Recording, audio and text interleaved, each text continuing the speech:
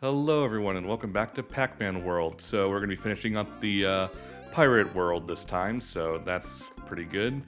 This game isn't terribly long, which is nice, so you're getting a pretty good value for, your time not being, wasted just by having tons of bloat. Do you remember what the MSRP for this game was? It was like $40, I think. 30 or 40. Yeah, which is fair.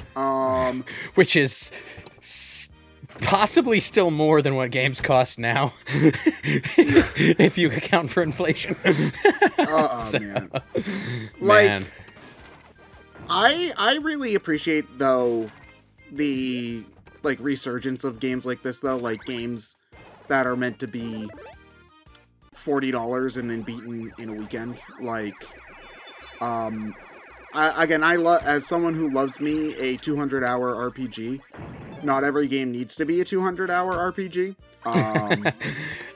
Don't worry, Ted. We've escaped the every game needs to be open world fad phase and entered the every game needs to be a remake of an old classic phase.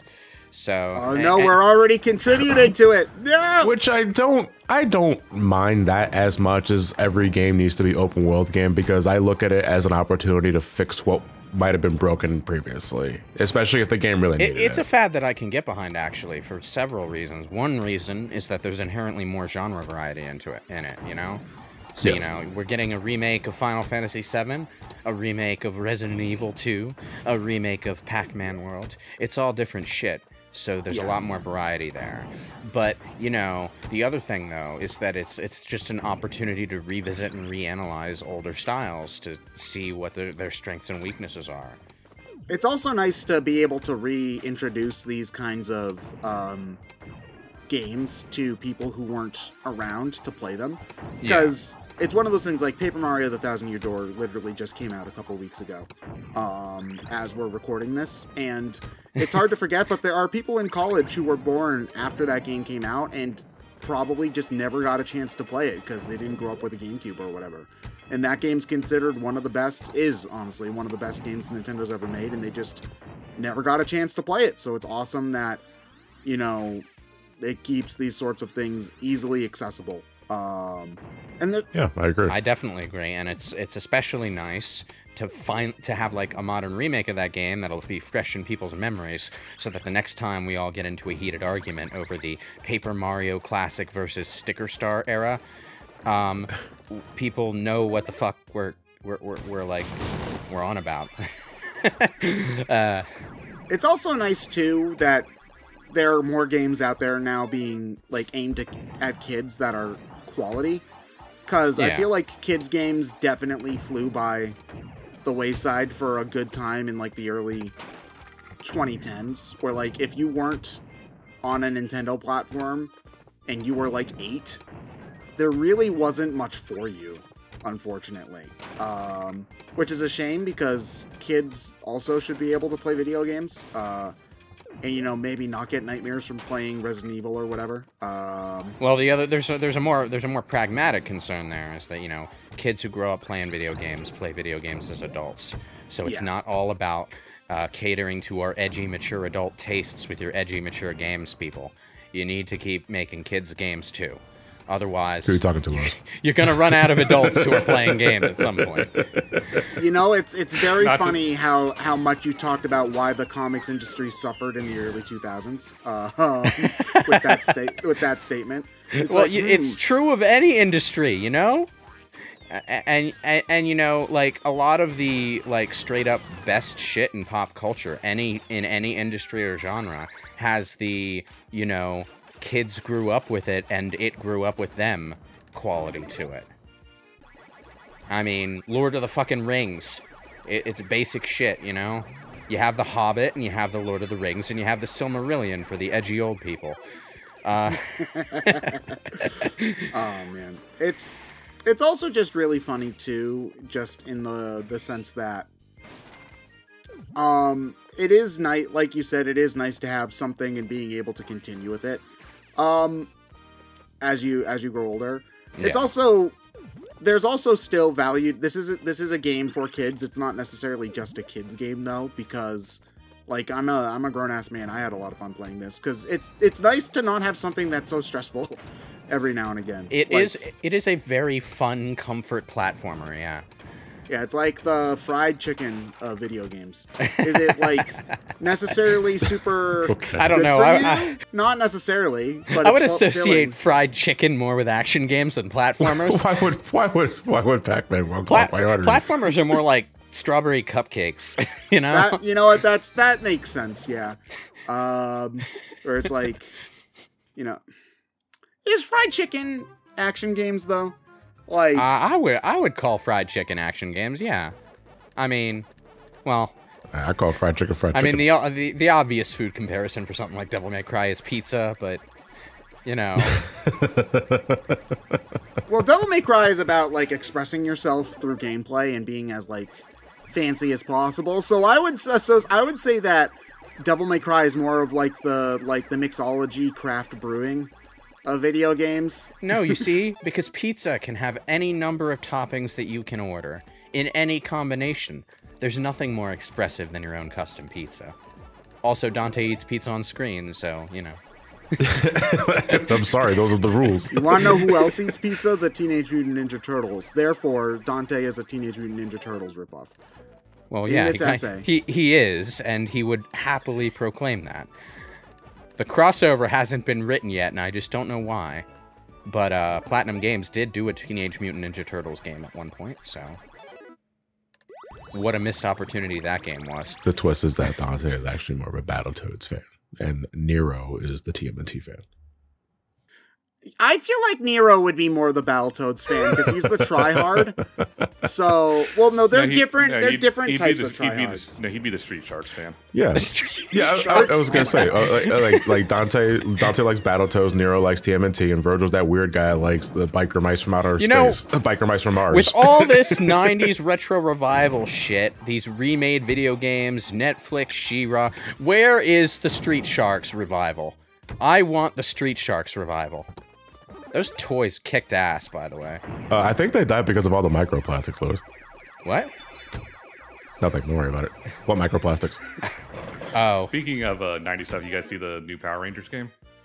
I saw that it existed. I didn't see any footage. So, at the time of this recording, the Summer Game Fest, if you can call it that, went live yesterday.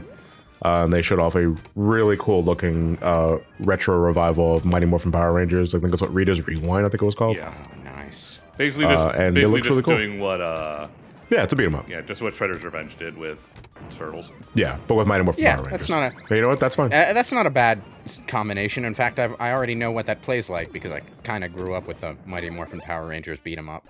You see, that's where all the kids got the microplastics is from chewing on the Green Ranger flute that they bought for Christmas. It was not the flute, it was the Zord. What, you don't think that the kid's actually trying to play the da-da-da-da-da? No, I'm saying that's what I chewed on. I am serious when I say the Street Sharks toys kicked ass, though.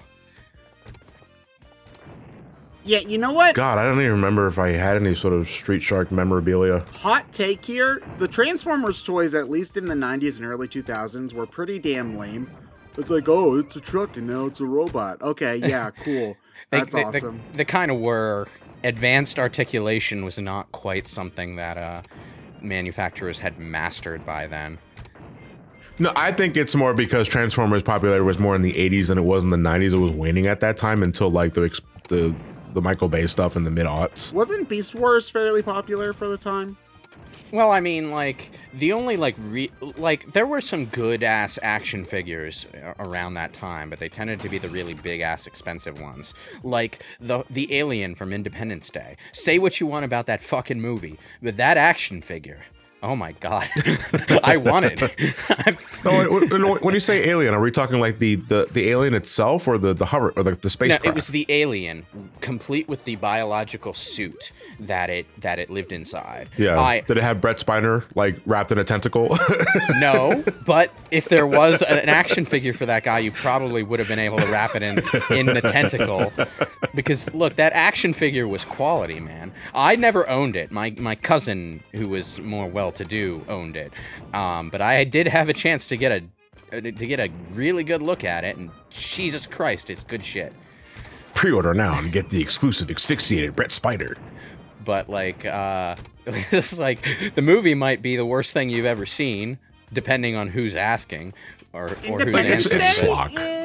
Like I don't think I wouldn't call it a bad movie. It's not a good movie. Very schlocky, But it's schlocky. Yeah, but just that one action figure is like one of the best things I've ever seen. And I always really liked the alien, the spacecraft, like the fighter. It's just a disc with a shark fin. But I really liked it. there was probably a really good toy of the ship. I just never saw it. Yeah, and you know what? In that dog shit Independence Day game for the PlayStation 1, that was the best ship to use because it had unlimited ammo and the lasers killed everything. Yeah, but weren't the others just like boring ass fighter jets or whatever? Yeah, well, that's what I'm saying. It was a dog shit game. It was a really, really, really, really, really boring Star Fox. Jesus. That game has no music. Oh, I forgot that Pooka is considered part of Pac-Man's family for some reason. Pooka from the Dig Dug. Dig Dug. Yeah, the little like balloon guys. Yeah. The things that you blow up. Do you know all of the lore about Dig Dug, John?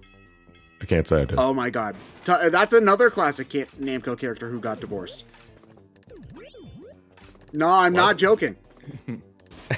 Go on. Wait, so the main protagonists of Dig Dug lost their wife too? Yeah, so Mr. Driller and Dig Dug are the same continuity. Mr. Driller is Dig Dug's son. Dig Dug has a name. It's not Dig Dug, but I'm calling him Dig Dug because I don't remember his name, and fuck you. So, yeah, and Dig Dug is implied to be like this washed-up old man who had his glory days in the 80s and is basically just, like, unable to relive his highs. Basically, the washed-up dad who, you know, played high school football and then broke his leg and never could play in college video games. Pretty much. And his wife divorced him. If you want like a whole rundown of it, Kevin Goldenbolt did a whole video on the lore of Dig Dug. I'm actually kind of remembering you going into that, actually. Yeah. So next time you talk to him, ask him about Dig Dug lore, and he'll probably smile and then ask you what the fuck you're doing to him. Okay. Wait, hang on. But anyway, it's if I had a nickel for every time a classic Namco character lost their wife, I'd have 2 nickels, which isn't a lot, but it's weird that it happened twice. Wait, did we just get the jackpot of innuendo emoticons, or? Oh, the butt peach, yeah. Okay. Four cheese wedges. What the fuck? Dig Dug also shares a continuity with Barraduke. It's really funny that came up while we were talking about, you know, Namco characters who got divorced from their wives. Oh, Kazuya, well, he didn't really divorce his wife so much as just fucking killed her, but, you know. Yeah, kind of different. No, June died from Ogre. Oh, right, Ogre. Yeah. Oh, yeah, sorry, I'm forgetting. Wait, didn't she, like, come back to life? I haven't played Tekken 8 yet, so I know she's in the game. Because, like, in Tekken 7, Heihachi's wife is in the game, but she's only exists in the past. So, like, in the story mode, only Heihachi fights her, and she's just in the normal game because... Because arcade mode needed a final boss, that's why. Man, I just gotta love that Tekken 7 tried to, you know, like, redeem Heihachi. It's like, oh man... Heihachi, he wasn't so bad. Yes, he was. You know, except for the time where he threw his child off of a cliff and ran an underground crime syndicate and almost killed Jin and fucking endangered all sorts of animals and tore down buildings and almost released a demon. He wasn't such a bad guy. Look, I don't argue with the idea of making Heihachi a more complex character with layers and stuff, but you got to do it in a better story mode than that, you know? Yeah.